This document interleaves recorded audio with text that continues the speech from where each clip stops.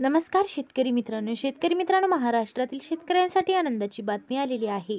राज्य सरकारने पीक विमा वाटप योजनेचा शुभारंभ केलेला असून यामुळे लाखो शेतकऱ्यांना दिलासा मिळणार आहे. तर शेतकरी मित्रांनो, विशेष म्हणजे पुणे, हिंगोली आणि परभणी जिल्ह्यामध्ये या योजनेची अंमलबजावणी सुरू झाली आहे. या महत्त्वपूर्ण योजनेमुळे नैसर्गिक आपत्तीमुळे झालेल्या नुकसानीची भरपाई शेतकऱ्यांना मिळणार आहे. हिंगोली जिल्ह्यातील शेतकऱ्यांसाठी सरकारने तब्बल 419 कोटी 48,21,306 रुपयांचा निधी मंजूर केलेला आहे. तर गेल्या वर्षी ऑगस्ट-सप्टेंबर महिन्यामध्ये झालेल्या अतिवृष्टी आणि वादळी पावसामुळे शेतकऱ्यांचे मोठ्या प्रमाणावर नुकसान झाले होते. तर शेतकरी मित्रांनो, या नुकसानीची भरपाई करण्यासाठी जिल्हा पीक विमा समितीने 506 कोटी रुपयांचा निधी राखून ठेवलेला आहे. या निधीमुळे शेतकऱ्यांना त्यांच्या नुकसानीची काही प्रमाणात का होईना भरपाई मिळणार आहे. तर शेतकरी मित्रांनो, परभणी जिल्ह्यातही पीक विमा वाटपाची प्रक्रिया वेगाने सुरू झालेली आहे. या योजनेतील 41,970 शेतकरी या योजनेसाठी पात्र ठरलेले आहे.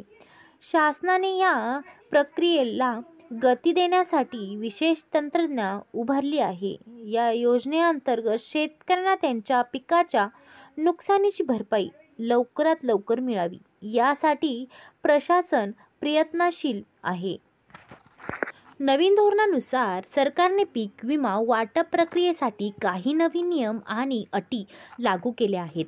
या नियमानुसार केवळ पात्रतेच्या निकषाची पूर्तता करणाऱ्या शेतकऱ्यांनाच पीक विम्याचा लाभ मिळणार आहे.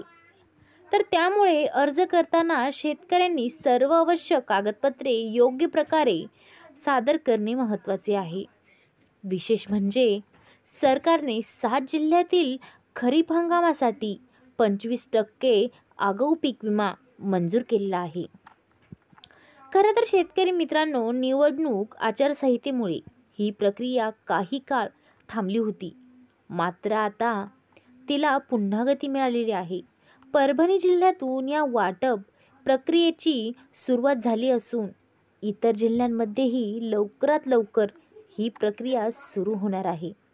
तर शेतकरी मित्रांनो, शेतकऱ्यांनी पीक विमा योजनेचा लाभ घेण्यासाठी काही महत्त्वाच्या बाबींची दखल घेणे आवश्यक आहे. म्हणजे शेतकरी मित्रांनो, सर्वप्रथम त्यांनी आपल्या गावातील कृषी सहाय्यक किंवा ग्रामसेवक यांच्याकडून योजनेची संपूर्ण माहिती घ्यावी. म्हणजे शेतकरी मित्रांनो, अर्ज करताना शेतजमिनीचा 7/12 उतारा, आधार कार्ड, पिकाचे तपशील आणि नुकसान अहवाल यासारखी महत्त्वाची कागदपत्रे सादर करणे आवश्यक आहे.